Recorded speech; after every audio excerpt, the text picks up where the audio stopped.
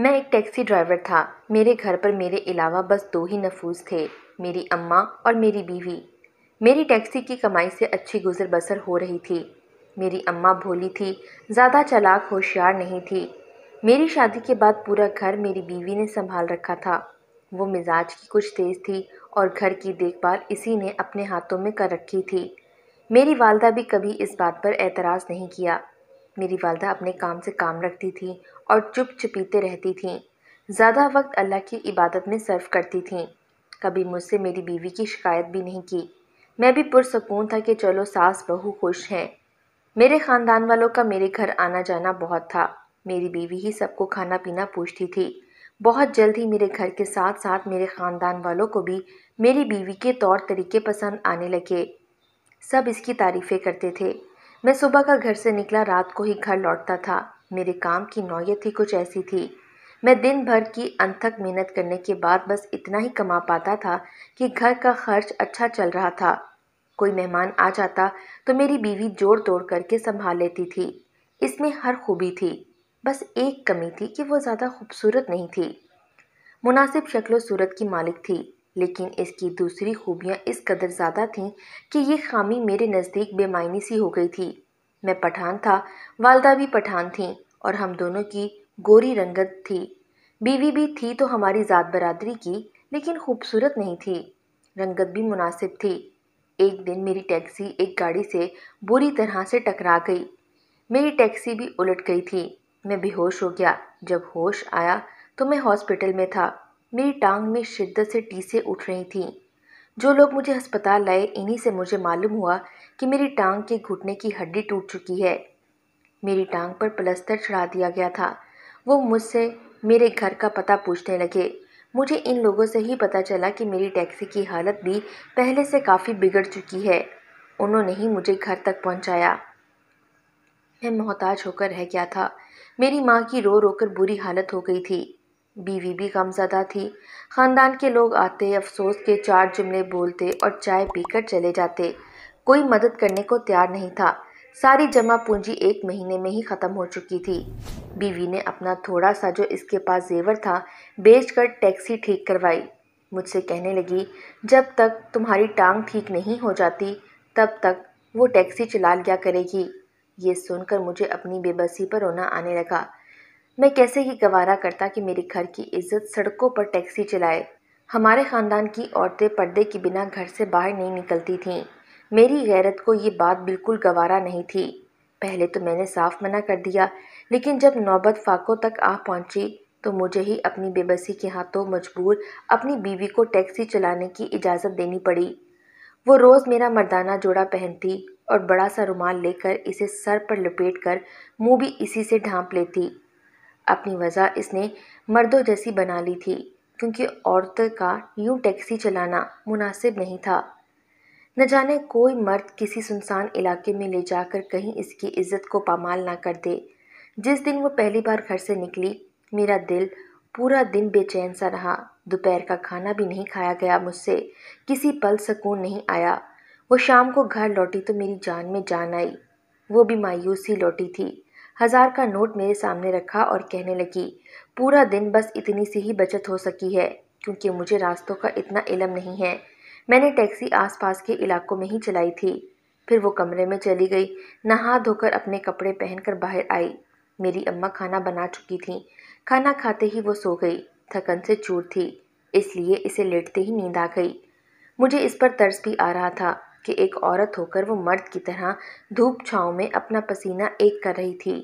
2 مہینے ایسے ہی قسم پرسی کی حالت میں گزرے تھے۔ میری دوائیاں بھی بہت مہنگی تھیں۔ پھر ڈاکٹر ہڈی کا آپریشن بھی کہہ رہے تھے، لیکن یہاں ہمارے گھر تو کھانے کے لالے پڑ چکے تھے، آپریشن کا تو سوال ہی نہیں پیدا ہوتا تھا۔ میری بیوی بھی اب چپ چپ سی رہنے لگی تھی۔ پورا دن تھکن سے چور ہو کر آتی، کبھی 700، کبھی 1000 تو کبھی 1200۔ اس سے زیادہ وہ کما نہیں پاتی تھی۔ دور بھی نہیں جاتی تھی۔ مجھ سے اکثر پوچھتی رہتی، کتنے میل کے راستے کا کتنا کرایہ بنتا ہے۔ ایک دن جب وہ گھر آئی تو مجھ سے کہنے لگی، اگر تم مجھے رات کو ٹیکسی چلانے کی اجازت دے دو تو شاید پیسے کچھ بڑھ جائیں، تاکہ ہم پیسے جمع کر سکیں اور تمہارا آپریشن کروا سکیں۔ تاکہ تم بھلے چنگے ہو جاؤ اور کام کرو، لیکن میری غیرت کہاں اس بات کی اجازت دیتی ہے کہ رات 12 بجے تک باہر سڑکیں ناپتی رہے۔ اس لیے میں نے اسے منع کر دیا۔ میری ماں 5 وقت کی نمازی تھی، میرے لیے رو رو کر دعائیں کرتی تھی تاکہ میں ٹھیک ہو جاؤں۔ کبھی کبھی تو میں اپنی بے بسی پر پھوٹ پھوٹ کر رونے لگتا۔ میری بیوی کے چہرے کی رونق ختم ہونے لگی تھی۔ میرے منع کرنے کے باوجود بھی وہ رات 10 بجے تک ٹیکسی چلاتی، 1500 سے 2000 کما لیتی تھی۔ پھل وہ صرف میرے لیے ہی لے کر آتی تھی۔ گھر کے خرچے سے پیسے بچا کر میرے آپریشن کے لیے بھی پیسے جمع کرنے لگی تھی۔ ایک بار وہ ٹیکسی چلانے گئی، رات کے 2 بج گئے تھے، لیکن وہ لوٹ کر نہیں آئی۔ اس وقت تو ایک ایک منٹ مجھ پر بھاری گزر رہا تھا۔ اماں بھی پریشان، تسبیح ہاتھ میں لیے ہونٹوں کو جنبش دے رہی تھیں۔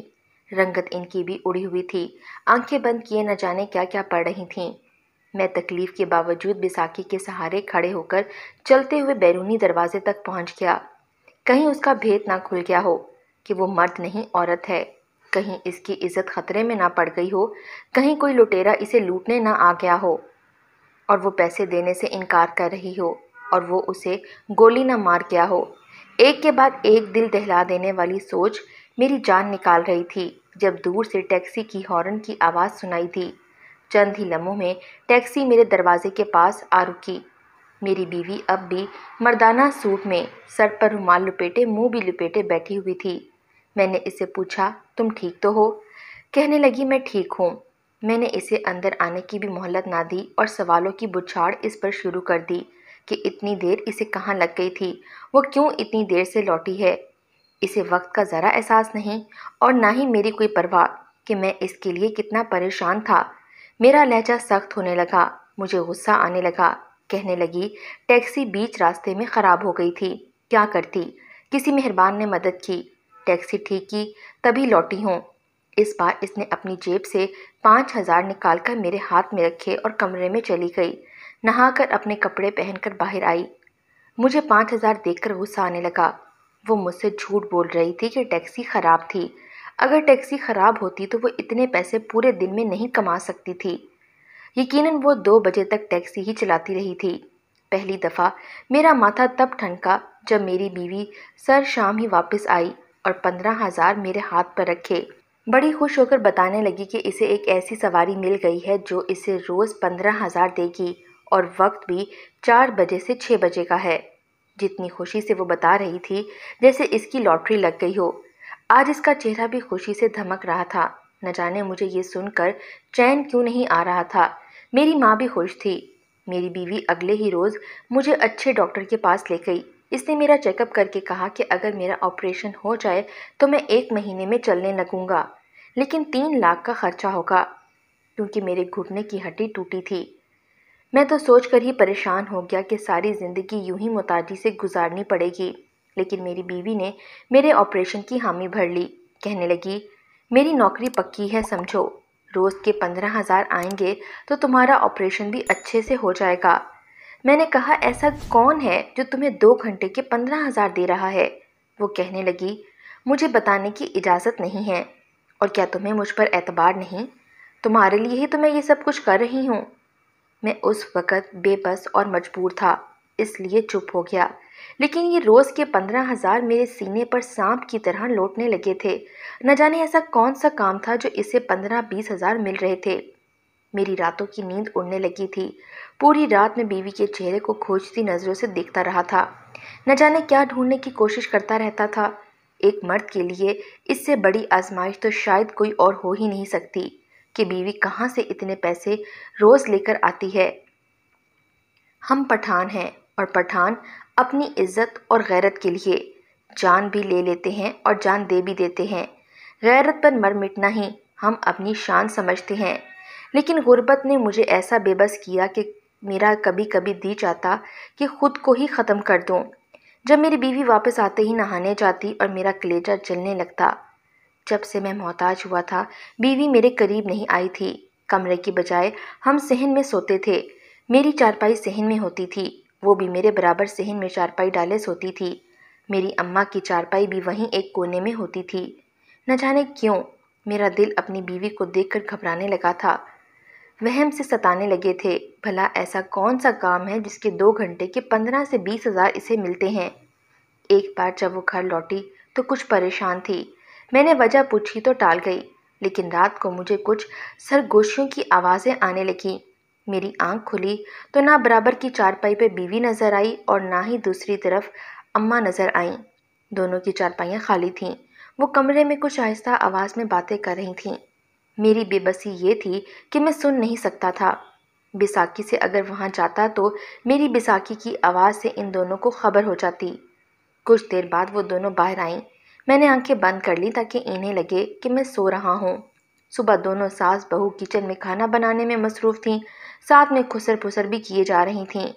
मुझे अनजाने से ख्यालात आने लगे, भला ऐसा भी क्या राज़ो नियाज़ दोनों के माबैन हो रहे हैं जिनसे मुझे अनजान रखा जा रहा है। इस बार अम्मा भी मेरी बीवी के साथ टैक्सी चलाने चली गई। मेरा खाना और ज़रूरत का सामान मेरे पास रख गईं। मैंने सोचा अम्मा तो मेरी भोली सी हैं, वापस आएंगी तो इनसे पूछूंगा कि मेरी बीवी को ऐसी भी कौन सी सवारी मिल गई है जो हज़ारों देती है। जब वो दोनों वापस लौटी तो दोनों के पास 40,000 तो कभी 60,000 होते। दोनों की ही खुशी काबिले दीद थी। अजीब बात तो ये थी कि अम्मा भी आते ही नहाने चली जाती थीं। मेरा तो दिल यूं था कि धड़कना ही भूल गया। मेरे इलाज की खातिर कहीं मेरी अम्मा और मेरी बीवी अपनी इज्जत तो नहीं बेच रहीं, क्योंकि मेरी वालदा अनपढ़ थीं और कुछ ज़हनी तौर पर भी इन्हें थोड़ा सा मसला था। जहाँ बिठाओ वहीं बैठ जाती थीं, जो कहो कर देती थीं। वजह यह थी कि मेरी वालदा की शादी कम उम्री में हो गई थी। वो 15 बरस की थीं जब मैं पैदा हुआ। कम उम्री की वजह से ससुराल की और शौहर बच्चे की जिम्मेदारी निभाने से वो कासिर थीं। इसलिए मेरी पैदाइश पर वो मौत की मुंह से बचकर बाहर आई थीं। इसलिए मज़ीद औलाद से महरूम हो चुकी थीं और कुछ ज़हनी तौर पर भी। इस बात का कुछ ज़्यादा ही असर ले लिया था। शादी के 15 साल गुजरे कि मेरे अब्बा का इंतकाल हो गया। इसके बाद अम्मा को चुप सी लग गई थी। अभी भी मेरी वालदा जवान ही लगती थीं, पर थी भी खूबसूरत। मेरे दिल का तो ये आलम था कि बिना पानी मछली की तरह से तड़पने लगा था। खुदा ना खास्ता जो मैं सोच रहा था अगर वो सच था तो मैं शायद शर्म से ही मर जाता। मेरी गैरत कहाँ ये सब कुछ गवारा कर सकती थी। रात के खाने के बाद जब मैंने अम्मा से पूछा कि वो दोनों कहाँ जाती हैं तो वो कुछ घबरा सी गईं। सटपटाकर बोली कि रिक्शा चलाने जाते हैं। आवाज़ में वाजिया लड़खड़ाहट थी और ये इस वजह से थी कि वो झूठ बोल रही थीं, क्योंकि मेरी अम्मा को झूठ बोलने की आदत नहीं थी। जब भी वो झूठ बोलने की कोशिश करती ज़बान लड़खड़ाने सी लगती थी। अब तो मेरे अंदर एक हशर बर्पा हो चुका था। मैं बात बात पर बीवी से झगड़ने लगा था, इलाज करवाने से भी मना करने लगा, लेकिन वो मुझे ज़बरदस्ती डॉक्टर के पास ले गई। मुझे अस्पताल में दाखिल करवाया और मेरे ऑपरेशन के 3 लाख जमा करवा दिए।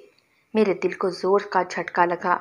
मुझे लगा मेरे इलाज के पैसे मेरी बीवी और माँ की इज्जत पामाल होकर जमा हुए हैं। दिल में एक आह निकली कि ऐसी बेबसी से भी अल्लाह किसी को ना दो चार करे जिससे मैं गुजर रहा हूँ। बहरहाल मेरा ऑपरेशन कामयाब हुआ था। 15 दिन बाद मेरा प्लास्टर उतर गया था, लेकिन चलना फिरना अभी मना था। मेरी बीवी और माँ की वही रूटीन थी। 4 से 6 बजे तक जाती और हज़ारों रुपए लेकर आती। मेरी दुआओं में, खुराक और फल में कोई कमी नहीं छोड़ती थीं। अब मैं हल्का हल्का चलने फिरने लगा था, लेकिन मैंने ये बात अपनी माँ और बीवी पर जाहिर नहीं की थी, क्योंकि मुझे ये राज जानना था कि आखिर मेरी बीवी कहाँ जाती है। इसलिए अम्मा को पड़ोस के घर भेजकर मैंने अम्मा का बुर्का पहन लिया। अम्मा टोपी वाला बुर्का पहनती थीं, इसलिए मेरी बीवी शक नहीं कर सकती थी। मैं इसके साथ टैक्सी में इसके बराबर बैठ गया तो वो मुझसे बोली, अम्मा पीछे आराम से बैठें, जैसे रोज़ बैठती हैं। मैं पीछे जाकर बैठ गया। मैं ये सोच रहा था कि अगर अम्मा पीछे बैठती हैं तो सवारी कहाँ बैठती होगी। आधे घंटे की मसाफत के बाद रिक्शा एक गुंजान आबाद इलाके में एक घर के बाहर खड़ा हुआ। फिर मेरी बीवी मेरा हाथ पकड़े मुझे अंदर ले गई। घर के अंदर जाते ही मेरे होश उड़ गए थे। मेरी बीवी और माँ सर झुकाए मेरे सामने बैठी रो रही थीं और मेरा ये हाल था कि मैं भी सर झुकाए आंसू बहा रहा था। जो कुछ अपनी आंखों से देखकर आ रहा था मैं कैसे बर्दाश्त करके बैठा था ये मैं ही जानता था। बात मेरी बीवी ने रोते रोते बताना शुरू की। कहने लगी कि वो पूरा दिन गर्मी में टैक्सी चलाती थी, लेकिन लोग इससे इसकी अजरत पूरी नहीं देते थे। طے شدہ پیسوں سے بھی کم دے کر جاتے تھے، کیونکہ وہ سب کے سامنے خود کو گنگا ظاہر کرتی تھی، کیونکہ اگر وہ بولتی تو سب کو خبر ہو جاتی کہ وہ مرد نہیں عورت ہے، اور پھر عزت جانے کا الگ سے خطرہ ہوتا۔ اس لیے لوگ اسے گنگا سمجھ کر اور کمزور سمجھ کر زبردستی پیسے پکڑا کر چلے جاتے۔ وہ بیچاری صبر کر کے واپس لوٹ آتی۔ جس دن وہ 5,000 لائی تھی، اس دن وہ واقعی رات 2 بجے تک سواریاں لیتی رہی تھی۔ اس کی کوشش تھی کہ پیسے جمع کر کر میرا آپریشن کروا دے۔ اس کے بعد اس کی ٹیکسی میں ایک ایسی عورت بیٹھی جو ٹوپی والا برقع اوڑھتی تھی۔ وہ عورت میری بیوی کو اسی علاقے میں اسی مکان کے پاس لے گئی جہاں میں گیا تھا، اور کہنے لگی، اگر تم 2 گھنٹے یہاں رک جاؤ تو میں تمہیں 15,000 دوں گی۔ بس تمہیں کرنا یہ ہے کہ یہ پمفلٹ آنے جانے والوں کو بانٹنے ہیں۔ میری بیوی کو یہ کام آسان لگا۔ وہ عورت اس گھر میں چلی گئی۔ گھر کا دروازہ کھلا ہوا تھا۔ میری بیوی وہ پمفلٹ بانٹنے لگی، لیکن یہ معلوم نہیں تھا کہ ان پر کیا لکھا ہے، کیونکہ میری بیوی پڑھی لکھی نہیں تھی۔ بہت سی عورتیں وہ پمفلٹ پڑھ کر اس گھر میں جانے لگیں۔ گھر میں رش پڑنے لگا۔ 2 گھنٹے بعد وہ عورت باہر آئی اور میری ٹیکسی میں بیٹھ کر میری بیوی سے بولی کہ اسے واپس اس کے گھر اتار دے۔ میری بیوی نے اسے اس کے گھر اتار دیا۔ اس عورت نے اسے 20,000 روپے دیے۔ میری بیوی کی تو آنکھیں یہ دیکھ کر چمک اٹھیں۔ پھر یہ سلسلہ چلنے لگا۔ روز 4 بجے اس مکان میں جاتی اور میری بیوی کو پمفلٹ بانٹنے کو کہتی۔ پہلے تو میری بیوی اس علاقے میں آس پاس کی گلیوں میں وہ پمفلٹ بانٹتی رہی، لیکن اس کے بعد وہ روڈ پر بھی جانے لگی۔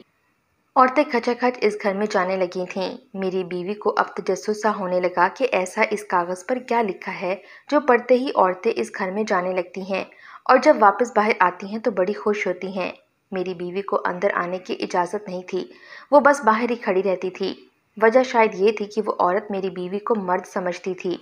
ایک دن میری بیوی نے جب اس عورت کو حقیقت سے آگاہ کیا کہ وہ ایک عورت ہے، میاں کی معذوری کی وجہ سے یہ حلیہ اپنا کر ٹیکسی چلا رہی ہے، تو وہ عورت خاموشی سے سنتی رہی۔ پھر میری بیوی نے اس سے پوچھا کہ وہ پرچے پر کیا لکھتی ہے جو عورتیں اس کے پاس دوڑی چلی آتی ہیں۔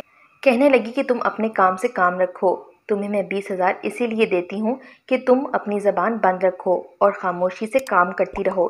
اس عورت نے سخت لہجہ اپناتے ہوئے میری بیوی سے کہا۔ میری بیوی چپ ہو گئی۔ ایک دن میری بیوی اسے لینے اس کے گھر گئی تو وہاں جا کر پتہ چلا اس عورت کا بہت برا ایکسیڈنٹ ہوا ہے، وہ 1 مہینے تک نہیں جا سکتی۔ میری بیوی بڑی مایوس ہو کر گھر واپس آ گئی کہ اب تو 20,000 کا آسرا بھی ختم تھا، لیکن ایک ترکیب نے جیسے اس کا مسئلہ حل کر دیا تھا۔ وہ واپس اس عورت کے گھر پر گئی جہاں عورتیں جمع ہوتی تھیں۔ ان میں سے ایک عورت سے پوچھا کہ تم لوگ یہاں کیا کرنے آتی ہو؟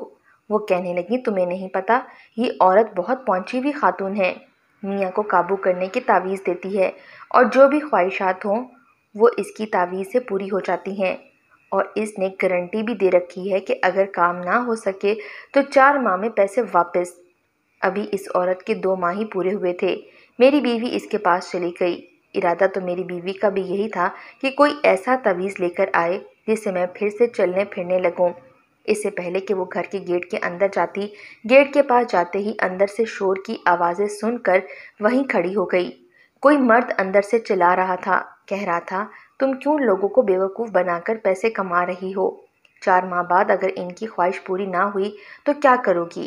کہنے لگی، تب تک روپوش ہو جاؤں گی، ابھی تو مجھے پیسے کمانے دو۔ وہ بیمار تھی، اسی لیے میری بیوی نے سوچا کہ اگر یہی کام میری ماں بھی 1 ماہ تک برقع اوڑھے کر لے تو ہمارے پاس آپریشن کے پیسے جمع ہو جائیں گے۔ یہ بات جب میری بیوی نے میری والدہ سے کہی تو وہ بھی میری وجہ سے تیار ہو گئیں۔ کافی پیسے میرے آپریشن کے جمع ہو گئے تھے، اور اب جو پیسہ وہاں سے جمع ہوتا تھا وہ میری بیوی اور اماں کے پاس آتا تھا۔ عجیب بات یہ ہوئی کہ میری ماں کے دم درود سے لوگوں کو فائدہ ہونے لگا، اس لیے عورتوں کا یقین بھی پختہ ہونے لگا۔ میری ماں اخلاص سے انہیں اللہ کا کلام پڑھ کر دیتی تھی۔ پھر میری وجہ سے دکھی بھی بہت تھیں۔ دکھی دل کی پکار تھی۔ لوگوں کی چند دعائیں قبول ہو گئیں تو ان کا میری ماں پر اعتقاد بڑھنے لگا۔ میرا آپریشن بھی ہو چکا تھا، لیکن لوگوں کے مسائل کی وجہ سے میری ماں جانے لگی تھی۔ جب میں وہاں پہنچا تو عورتوں کا رش دیکھ کر گھبرا گیا۔ کئی عورتیں میری طرف بڑھیں اور میرا ہاتھ پکڑ کر عقیدت سے چومنے لگیں۔ میں نے فوراً اپنا ہاتھ کھینچ لیا، میں تو بری طرح سے گھبرا گیا تھا۔ وہ خواتین مجھ سے دم کے لیے اور دعاؤں کے لیے درخواست کا کہنے لگیں۔ میں بھلا کیا جواب دیتا؟ بس جیسے تیسے 2-3 گھنٹے گزارے اور واپس آ گیا۔ دل سے وہ بات تو ختم ہو گئی تھی جو مجھے اندر ہی اندر پریشان کیے ہوئے تھی کہ میری ماں اور بیوی نے کوئی ناجائز کام تو نہیں کیا تھا۔ ہاں، لیکن ایک جھوٹ بول کر لوگوں کو ضرور فریب دے رہی تھیں میری بیماری کی وجہ سے، اور اب میرے سامنے بیٹھے روتے ہوئے اپنے کیے پر شرمندہ تھیں، اور ساتھ ساتھ یہ بھی کہہ رہی تھیں ان کے پاس دوسرا کوئی بھی راستہ نہیں تھا، اور میں اس بات پر آنسو بہا رہا تھا میں نے کیسے اپنی پاک دامن بیوی اور نیک سیرت ماں کے کردار پر شک کیا۔ جو کچھ انہوں نے کیا بلا شبہ غلط تھا، لیکن پھر یہ سوچا کہ لوگوں کی دعائیں بھی تو قبول ہو ہی تھیں۔ وہ میری ماں کی سادگی تھی، اللہ سے مانگنے کی چاہت تھی، کیونکہ میری ماں نے کسی کو کوئی تعویذ نہیں دیا تھا، بس ان کے لیے آہوزاری سے اللہ کی حضور دعائیں ہی کی تھیں۔